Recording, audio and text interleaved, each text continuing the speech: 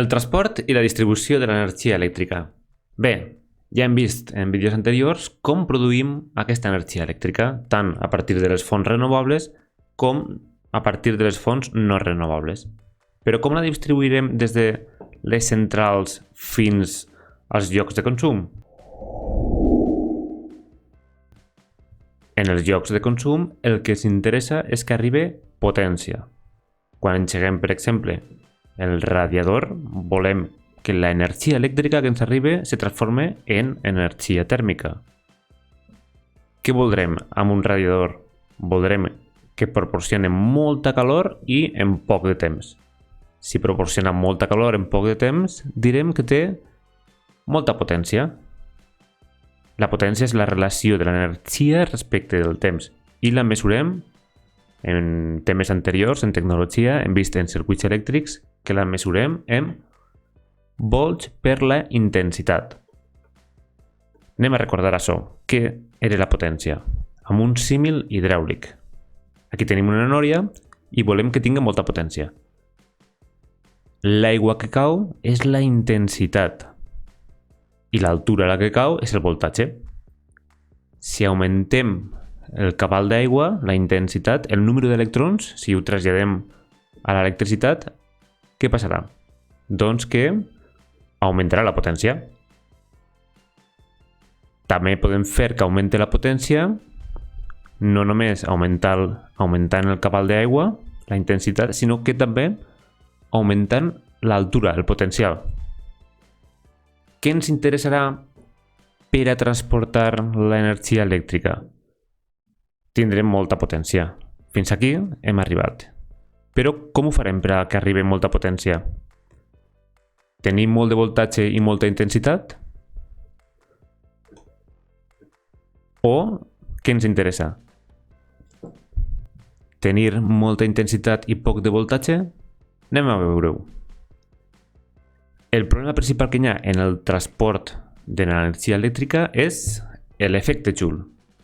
Si recordem, l'efecte Joule se produeix quan els electrons, aquí representats de blau, xoquen amb els diferents àtoms que té el material conductor i amb aquests xocs es produeix una pèrdua d'energia amb energia tèrmica.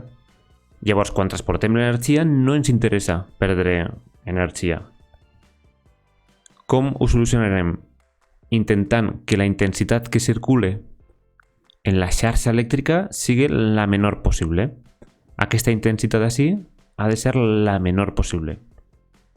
Si ens interessa molta potència, però per a no perdre energia hem de fer que circule poca intensitat, l'única forma que tenim de fer-ho és augmentant el voltatge.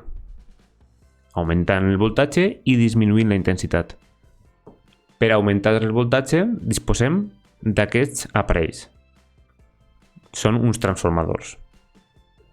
Com funciona el transformador? En les centrals es produeix l'energia a baix voltatge, entre 6 i 36 kV, i en les subestacions, aquí tenim la subestació, això seria la central productora d'energia, ja pot ser una central tèrmica, una central nuclear, etc.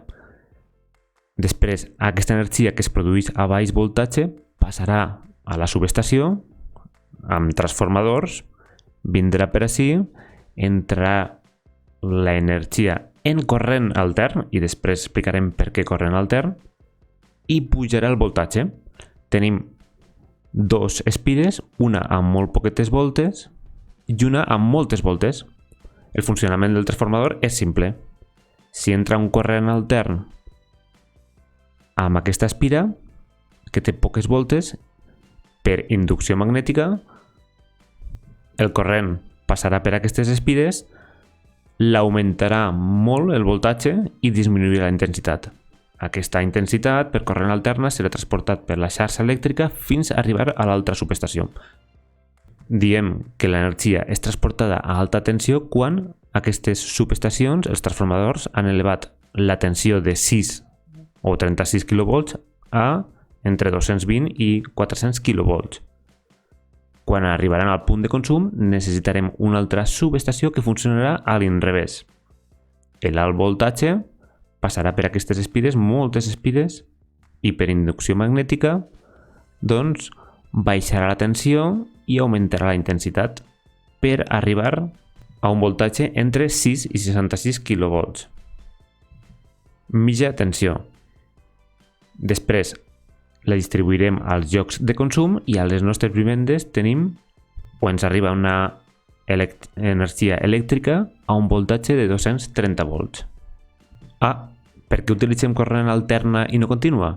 Doncs perquè aquests transformadors només funcionen amb corrent alterna. Fixeu-vos, aquí dalt. És una variació altern del corrent elèctric. En canvi, la corrent contínua és això, un corrent continu. Aquests transformadors, tant per elevar la tensió com per a disminuir-la, només funcionen amb corrent altern.